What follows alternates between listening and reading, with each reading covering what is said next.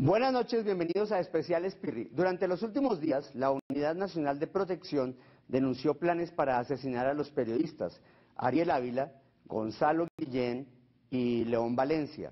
2 semanas antes se hizo un atentado contra el periodista de Semana Ricardo Calderón. ¿Quién quiere callar a la prensa en Colombia? Se van a cumplir 14 años del asesinato de Jaime Garzón, que sigue impune, y no sabemos en qué va a parar esta situación. Aquí está nuestro especial sobre libertad de prensa en Colombia. El mar Caribe baña las costas de esta tierra privilegiada. Un escenario paradisíaco que nadie pensaría como el epicentro de una historia de horror. María del Carmen Ruiz, esta mujer de 60 años enfundada en un chaleco antibalas, arriba al que hasta hace 18 meses era su hogar. Un lugar estratégico por el que han desfilado sucesivamente, como en un teatro del absurdo, las FARC, los narcos de Pablo Escobar y luego los paras de Don Mario y el Alemán. La frontera entre Antioquia y Córdoba. Un pueblo de 35.000 habitantes llamado Arboletes. María no tiene familia, la justicia no le ha dicho quién mató a su hijo Juan Pablo en el 2009, menos le han hablado de quién pagó las 2 balas que silenciaron a su esposo, Luis Eduardo Gómez. 2 años después, lo único que sabe es que ella también está amenazada de muerte, que tuvo que salir huyendo como si hubiera cometido un delito y que no ha parado de hacerlo desde entonces, que su único pecado fue ser esposa del padre del periodismo en Urabá, un hombre que hasta su último día de vida denunció una y otra vez la corrupción, un periodista que se convirtió en un faro en esta región que pareciera seguir dominada por las tinieblas. José Saramago, el Premio Nobel de Literatura, ese que murió hace poco y que tanto nos hace falta, dijo durante una visita al país: el día en que la tierra colombiana empiece a vomitar sus muertos, esto quizás pueda cambiar, que vomite sus muertos, para que los vivos no hagan de cuenta que no está pasando nada. A eso precisamente fue a lo que María volvió a este lugar. Pero mientras esperamos que un día esta nación, que tiene en la corrupción el origen de todos sus males y sus violencias, vomite a esos muertos, el de María y el de muchos otros es un grito en el silencio, un grito sordo que nadie quiere escuchar, pero aquí queremos replicar, para que no se pierda en esta falta de memoria y desinformación patrocinada por los poderes oscuros del país, los sacrificios y la vida que han dado muchos periodistas, asesinados o amenazados por defender ese derecho que tenemos todos y que es la libertad de información. Especiales Pirri presenta Libertad de Prensa, una utopía asediada por la muerte.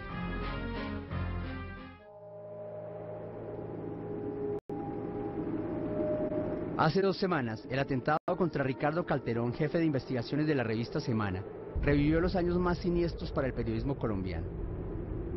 Ricardo estaba adelantando unas investigaciones sobre temas, digamos, de irregularidades en el ejército y estaba haciendo una reportería y abrió el carro, se bajó del carro y de un momento a otro llegaron unos desconocidos en un carro de vidrio polarizado, lo llamaron por su nombre, le apuntaron, él alcanzó a esconderse detrás del carro y empezaron a disparar y quedaron 5 impactos de bala en el vehículo de Ricardo y ellos emprendieron la huida.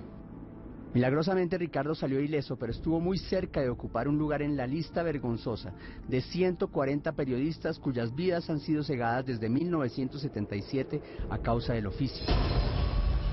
Mártires como Guillermo Cano, acribillado miserablemente a la salida del periódico El Espectador en 1986 por órdenes de Pablo Escobar.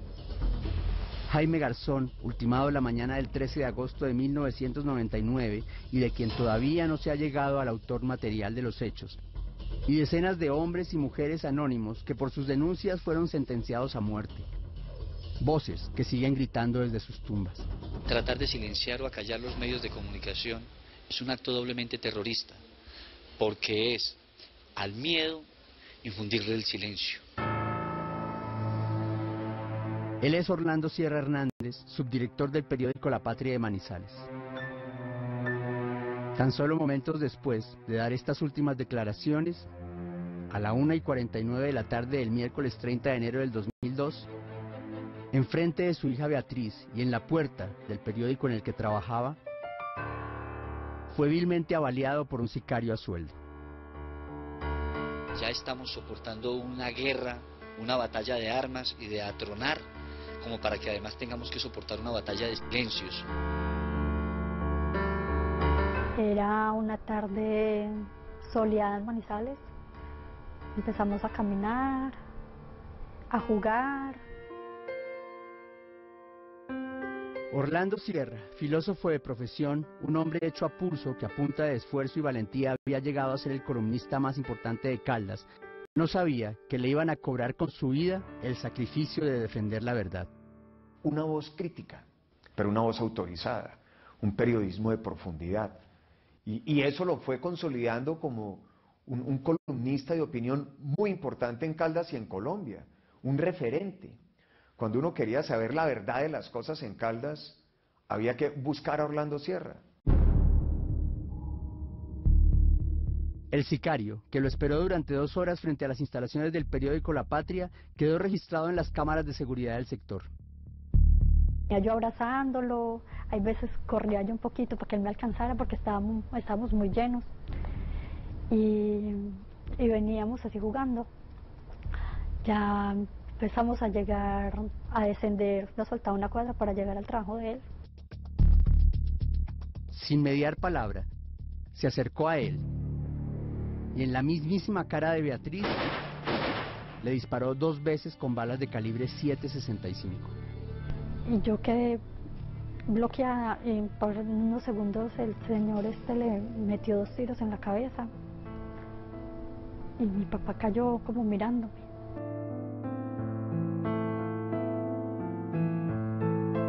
Hay un compañero que me dice, ¿es Orlando? No, ¿cómo va a ser Orlando? No. Cuando en el momento entra la hija de Orlando, Beatriz, diciendo mataron a mi papá, desesperada. Yo soy un vitalista esencialmente. Yo amo estar vivo.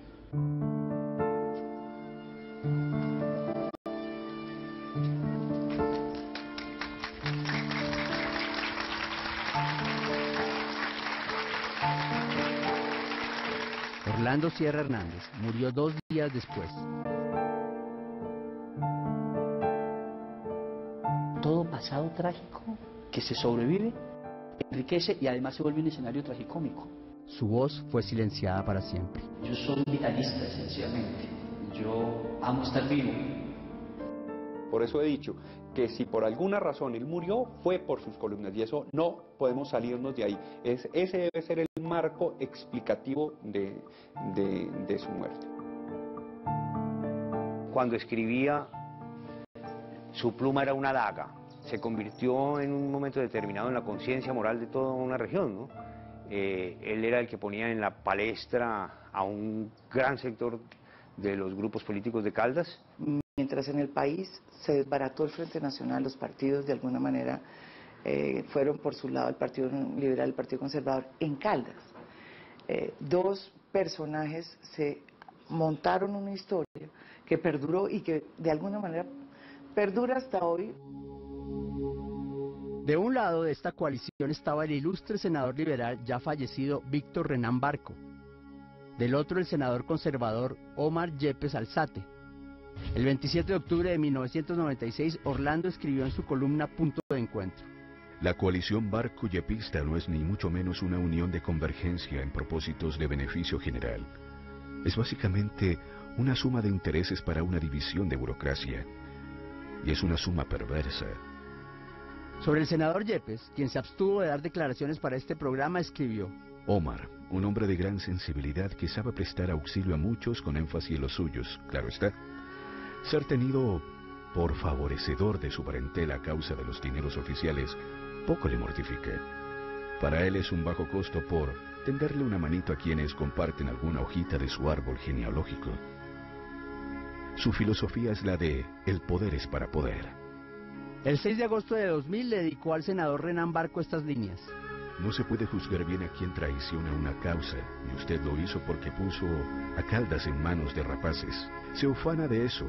Además, ¿qué dirigente que se respete se rodea de personas que, como sus segundos, todos han sido cuestionados, enjuiciados y condenados? Solo usted.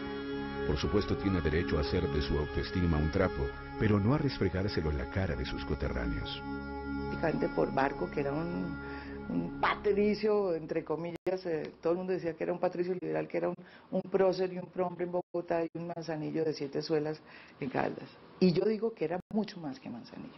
A su cargo estaba un señor que se llamaba Ferney Tapasco, que era el que le hacía el trabajo sucio. ¿Qué hizo Orlando? Orlando denunció todo eso. Todos somos dueños de nuestro miedo, a mí me da muchísimo miedo. Pero la cosa más curiosa es que yo soy inmune cuando escribo y muy frágil después de que sale publicado. Yo siento que a mí nadie me puede hacer nada cuando estoy escribiendo. Hoy, 11 años después del asesinato de Orlando Sierra, 90 periodistas están amenazados de muerte en Colombia y cuentan con algún tipo de medida por parte de la Unidad Nacional de Protección. Ginette Bedoya Lima, subeditora judicial del periódico El Tiempo, es una de las comunicadoras más amenazadas en este país. El simple hecho de salir de la casa, de despedirse de la mamá, de darle un beso y no saber si ese es el último beso, de no saber si en la noche se va a volver a esa misma casa, o de no saber qué va a pasar con esas personas que viven con ese estrés, porque a los escoltas se les nota el estrés. El 25 de mayo del 2000, hace casi 13 años, Ginette fue secuestrada en la puerta de la cárcel Modelo de Bogotá cuando iba a entrevistar a un jefe paramilitar. Sus denuncias e investigaciones sobre corrupción al interior de centros penitenciarios por poco le cuestan la vida.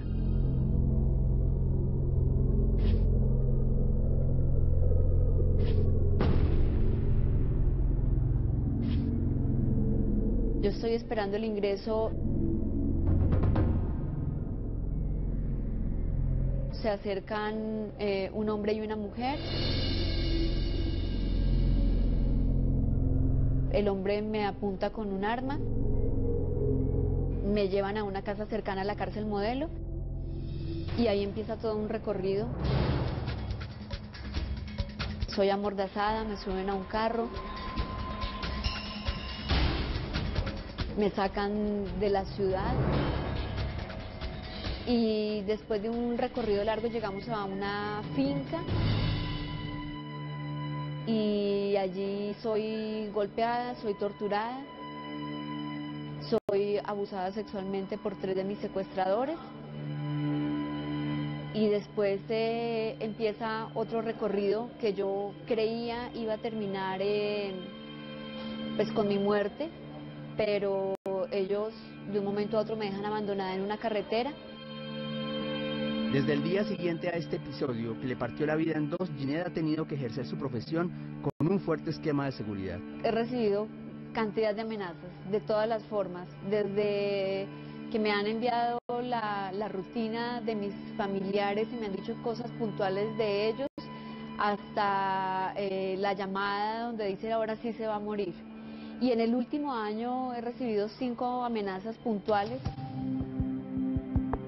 ¿Es libre una prensa obligada a realizar su trabajo bajo la coerción y la amenaza de las mafias, de los corruptos, de los grupos armados ilegales, intimidada jurídicamente por leguleyos y políticos, acusada e intimidada por grupos de extrema derecha y extrema izquierda, desde los panfletos y las redes sociales?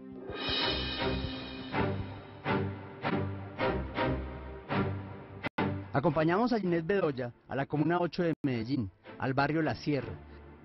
Serpenteamos por los callejones en medio de la noche en busca de información. Así tiene que ejercer la profesión esta mujer perseguida por buscar la verdad, por señalar lo que está mal en este país.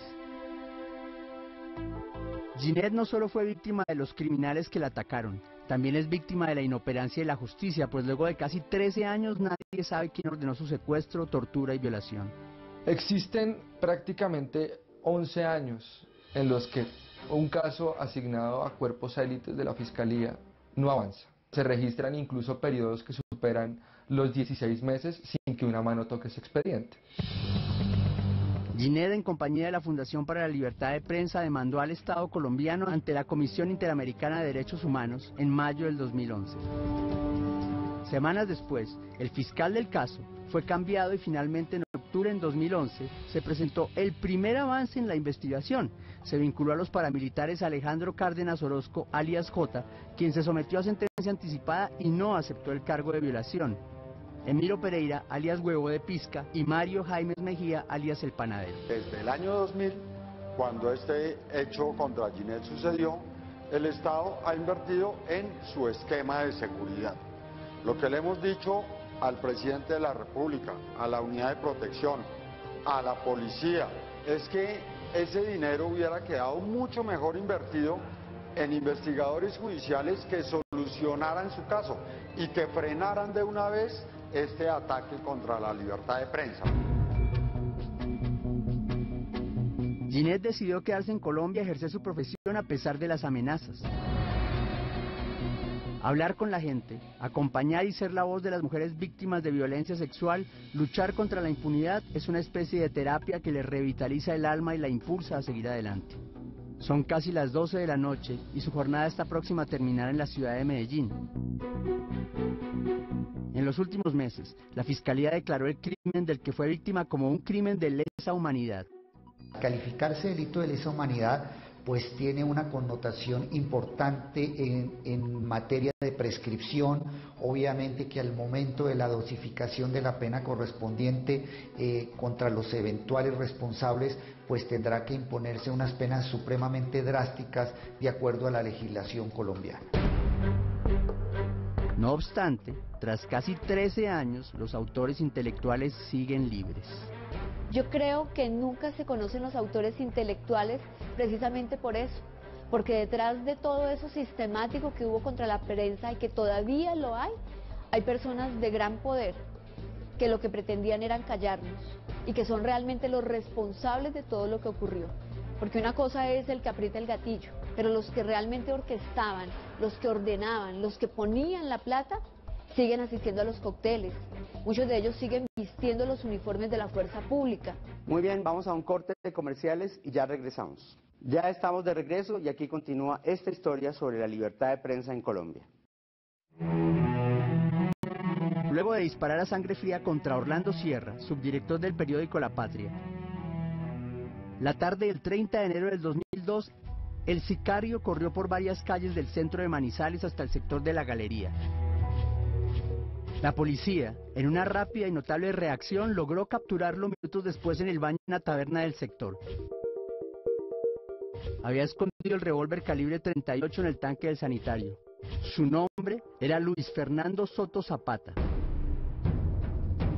Con la captura del sicario, se esperaba justicia. Se esperaba una condena ejemplar para él y se presumía que seguramente se llegaría a los autores intelectuales. Tal como se esperaba, meses más tarde, Luis Fernando Soto Zapata, el sicario, sería condenado a 19 años y 6 meses de prisión. Pero aquí empieza lo más escandaloso de este proceso.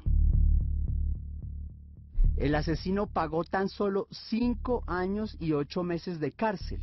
Aún no se explican por qué fue beneficiario de todas las rebajas posibles. Y aunque por este magnicidio para el departamento pagó una condena tan irrisoria, Soto Zapata nunca reveló quiénes eran los autores intelectuales. ¿Quiénes le habían pagado? ¿Por qué le dieron entonces una condena tan baja? Un año después, Fernando Soto Zapata fue dado de baja por la policía luego de matar a una persona en la ciudad de Cali. El Estado colombiano le permitió a este asesino pagar solo 5 años, tan solo para que saliera de nuevo a matar y después se fuera a la tumba con la verdad sobre quién mandó asesinar a Orlando Sierra.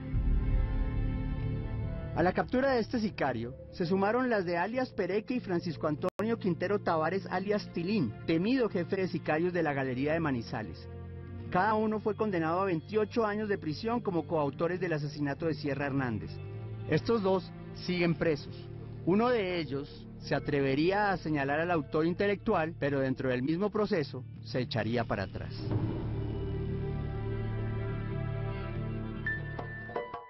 Cifras de la Fundación para la Libertad de Prensa señalan que de los 140 periodistas asesinados, incluyendo a Orlando Sierra desde 1977, 62 de los crímenes prescribieron, casi la mitad.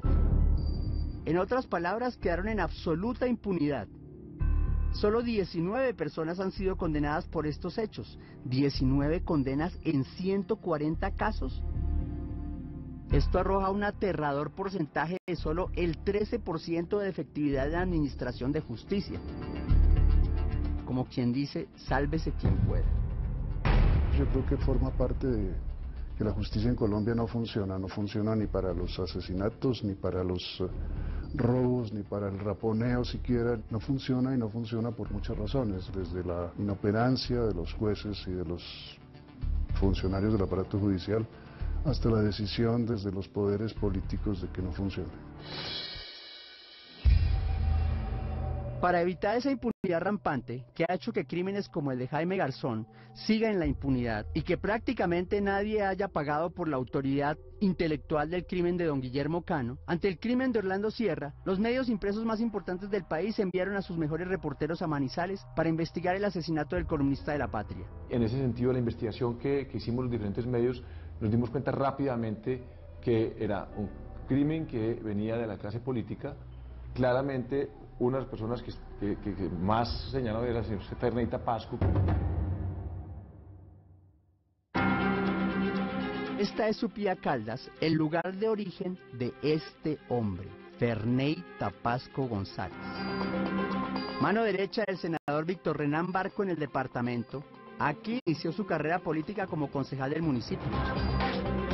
Aquí también fue condenado a 12 meses de prisión por el delito de concusión cuando era alcalde, al pedir dinero a cambio de evitar el servicio militar de un joven de la región. Pero aquí apenas empieza su prontuario. Pero sobre el señor Tapasco, este antecedente apenas es una brizna en un inmenso trigal. Orlando Sierra denunció sobre él algo mucho más delicado en su columna del 17 de abril de 1996, la vinculación de Tapasco en algo mucho más grave. La noche del 28 de julio de 1992 fue asesinado en Supía el profesor Jesús Salazar Gallego. Su hermano fue testigo presencial de los hechos. Cuando los dos tiros sonaron, yo vi que mi hermano flaqueó y se fue encima de mí, encima de mis piernas. Cuando yo volteé a ver, el tipo que estaba disparando, él me disparó. Yo le dije, mataste a mi hermano. El asesino huyó en un campero que resultó estar asignado al presidente de la Asamblea Departamental de Caldas.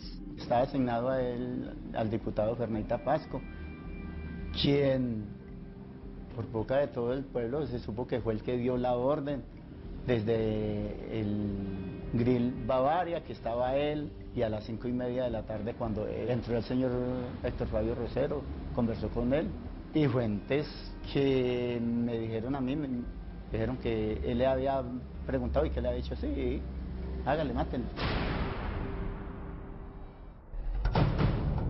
Finalmente, Ferney Tapasco fue encontrado culpable de encubrimiento y condenado a 1 año de prisión con beneficio de excarcelación.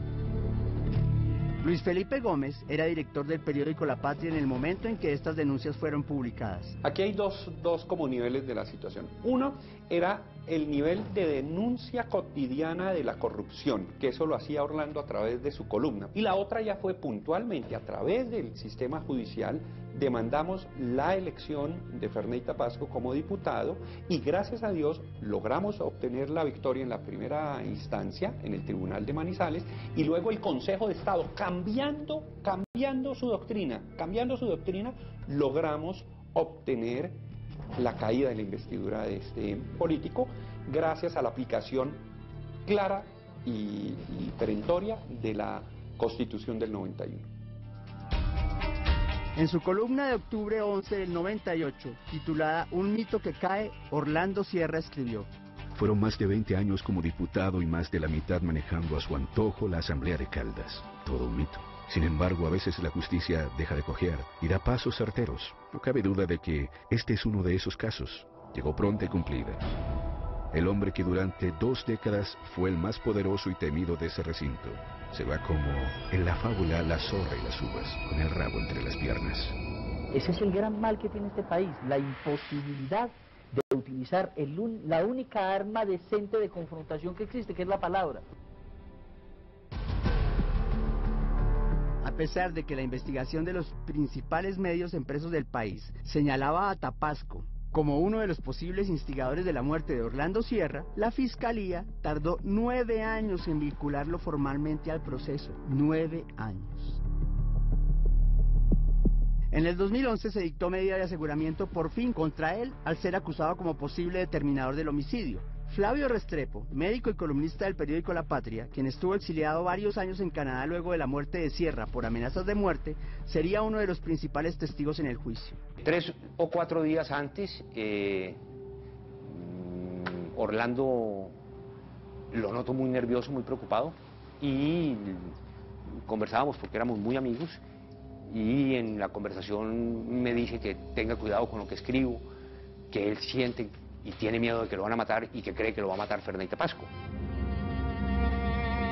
Quiero que sepa que si a mí me llega a pasar algún día algo, para mí es importante que sepa que solo hay una persona que me quisiera hacer daño, y que es mi enemigo declarado, y se llama Ferneyta Pasco, y me decía, repita el nombre, pero me lo hacía molestando, repita el nombre, y yo, Ferneyta Pasco, téngalo siempre claro. Beatriz Sierra, la única hija de Orlando y testigo presencial de los hechos, aún hoy vive las consecuencias del episodio traumático que tuvo que vivir. Ha puesto su vida en peligro por trastornos alimenticios derivados del hecho. Se retiró de la universidad. Hoy trata de rehacer su vida en algún lugar del mundo, desde donde por primera vez habla con un medio de comunicación.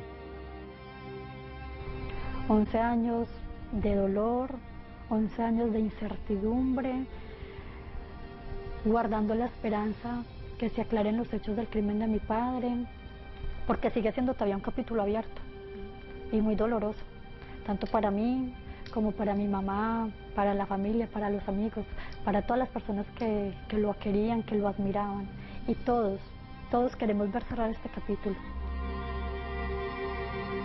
Este es un país de víctimas. Cientos de ellas deambulan por el territorio, anónimas, desplazadas por el conflicto armado, por la codicia de los señores de la guerra que se quieren apropiar de sus tierras, por asesinatos y masacres. Hijos huérfanos, familias enteras, ancianos solitarios, una multitud errante a la que muy pocas veces le miramos el rostro de frente. A Beatriz, los señores oscuros de la política corrupta en el país le quitaron a su padre. Y como si esto no fuera poco, ella, la víctima, tuvo que irse de Colombia. Este es el país de los padres de la patria. Vamos a nuestro segundo corte de comerciales. No se vayan, ya volvemos. Ya estamos de regreso con el desenlace de esta crónica sobre la libertad de prensa en el país. Ella es María del Carmen Ruiz, la mujer cuya historia abrió este programa.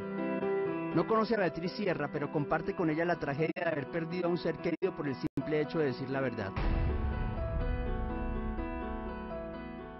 María tiene 60 años y está completamente sola en el mundo. Como Ginette Bedoya, está amenazada de muerte. Hace 18 meses salió huyendo de Arboletes, Antioquia. Pasó por Medellín y hoy vive en una habitación en algún punto de este país. Lo único que le queda de su familia está guardado en cajas al lado de la cama en la que duerme. La ropa de su esposo Luis Eduardo Gómez, de 70 años, el padre del periodismo en Urabá, muerto a tiros la tarde del 30 de junio del 2011.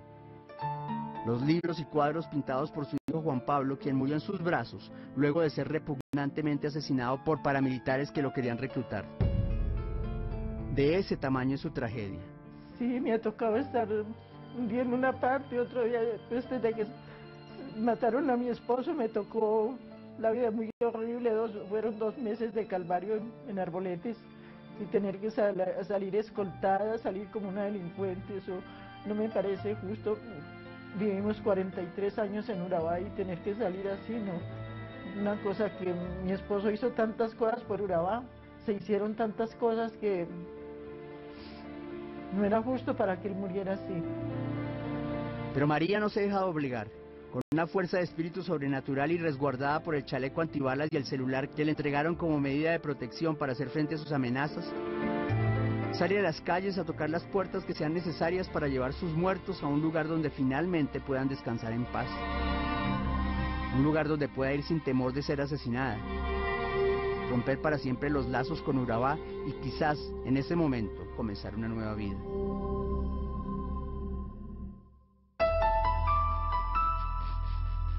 Muy lejos de María del Carmen, en Santa Rosa de Cabal, doña Marina Hernández de Sierra se prepara para asistir a la última semana de juicio por el crimen de su hijo Orlando Sierra Hernández en el Palacio de Justicia de Pereira.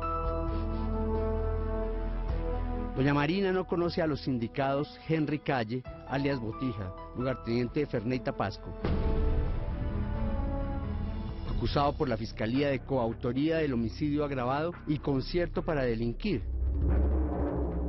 ni a Fabio López Escobar y Jorge Hernando López Escobar, acusados de coautoría en el homicidio agravado, y Francisco Ferney Tapasco como determinador del homicidio. Lo que sí conoce es un episodio ocurrido en un bar de Manizales que salió a la luz en el juicio y que para muchos es un indicador claro de la tensa relación que existía entre Orlando Sierra y Ferney Tapasco. En un bar cerca a la Patria entró y estaba abierto pero oscuro, y de pronto se levanta una persona, se le acerca, le quita las gafas, las tira al suelo y las pisa y le dice palabras más, palabras menos, te voy a matar, y puta. Era Ferney Tapasco. Orlando le dice, muy asustado, pero sin perder el control, recoge sus gafas del suelo y le dice, pero antes de matarme me paga mis gafas, y se va para la Patria. En efecto, 2 días después, Ferney Tapasco envía unas gafas nuevas. Nosotros observamos en el proceso que Orlando Sierra era un hombre muy respetado en Manizales. No era fácil acabar con Orlando Sierra, era una figura pública, pero se venía dando ese choque entre ellos. Pero este no sería el único choque que este señor habría tenido con la prensa. Ella es María Mercedes Vallejo. En su momento escribió una denuncia sobre una escuela de sicarios en un municipio cercano a Manizales. Denuncia en la que se mencionaba a Henry Calle Obando, lugarteniente de Ferney Tapasco. El señor Tapasco me amenazó públicamente en la asamblea de Caldas. Después de eso, entonces yo empecé a notar que me seguían. Cuando, por ejemplo, yo salía de mi casa hacia el periódico, las personas estaban situadas al pie de la puerta del edificio donde yo vivía. Por eso la policía decidió darme protección y después yo me fui a los Estados Unidos. Pero más allá de este episodio, la razón por la que este político caldense está en el banquillo de los acusados es que varios testigos, entre ellos uno de los sicarios condenado a 28 años de cárcel, capturado días después del asesinato de Orlando Sierra, lo señalan.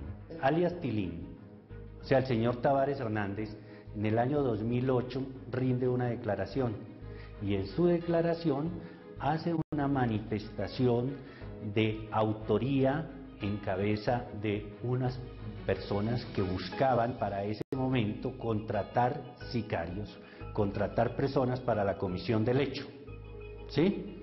Y hace alusión precisamente al señor Ferney Tapasco. Pero hay más. Un arma encontrada por el DAS en el departamento de este mismo sicario, alias Tilín, también estaría vinculada con los acusados. Cuando se le hace el análisis y se busca el historial del arma, encontramos que ella pertenecía a un señor de nombre Fabio López Escobar. Y Fabio López Escobar es hermano de Jorge Hernando López Escobar, alias El Perro, quien fue secretario de la Asamblea Departamental de Caldas. ¿Y para qué momento fue secretario? Precisamente para el momento en que el señor Ferney Tapasco era presidente de la Asamblea. Dicen que el tiempo que pasa es la verdad que huye. Hasta hoy, una alarmante cifra de testigos clave en el proceso han sido asesinados o muertos en extrañas circunstancias. ¿Coincidencia? La Fiscalía considera que homicidios ligados directamente, según el estudio que nosotros hemos realizado, hay 11 personas que tienen un ligamen muy directo y han sido, han fallecido.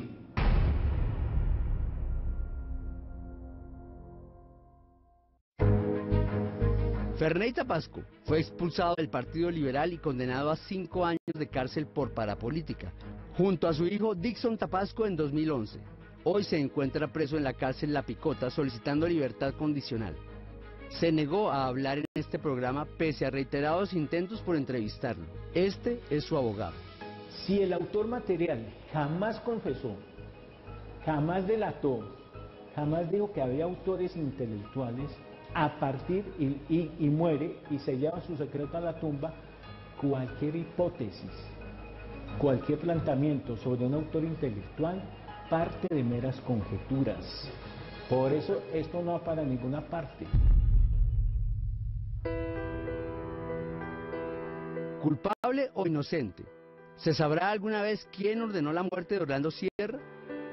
En los próximos días, el juez penal especializado de Pereira dictará el fallo. Quizás, como dice el Nobel Saramago, el día en que la tierra colombiana empiece a vomitar sus muertos, esto quizás pueda cambiar.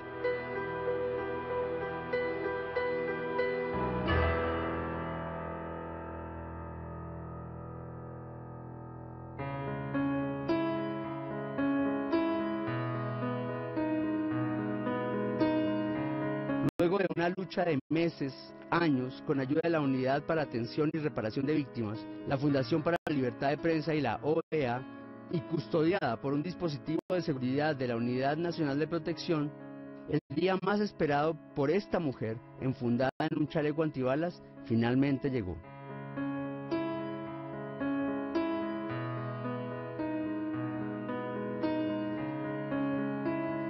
María del Carmen Ruiz vino a pedirle a la tierra que vomite sus muertos, para exigirle a los vivos justicia, verdad. Luis Eduardo Gómez, periodista vilmente asesinado, no se sabe por quién ni por qué, y Juan Pablo, su hijo inmolado presuntamente por no quererse unir a los paramilitares. Una familia erradicada del mundo como una plaga por una mano negra que aún sigue imperando en estas tierras. Quizás por eso, María tuvo muy pocas horas para recoger sus pasos, despedirse de los amigos y cerrar esta página de horror. Por lo peligroso, porque es que aquí hay una ley, según lo que me dijeron ahora, después de las 8 de la noche no puede estar uno por fuera de la casa. Esta mujer tuvo que conformarse con eso, porque hasta el día de hoy no se conoce la identidad de los homicidas de su familia. Tendrá que enterrar su dolor en otro lugar y empezar de nuevo a los 60 años de edad, completamente sola.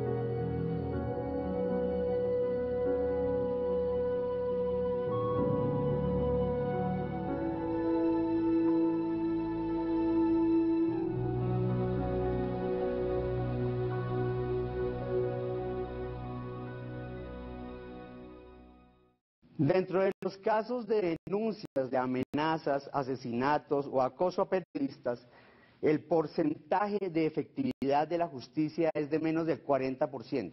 Este año prescriben 3 casos de periodistas asesinados en Colombia que se van a quedar así porque la justicia dejó pasar los términos y nunca pasó nada. La efectividad de la justicia en estos casos contra la prensa es de menos del 20%. Vamos a cumplir 14 años del asesinato de Jaime Garzón y sigue en la total impunidad. ¿Para dónde vamos? ¿Hará algo el gobierno nacional? ¿Quién quiere callar a la prensa? Nos vemos dentro de 8 días aquí en Especial Espirri.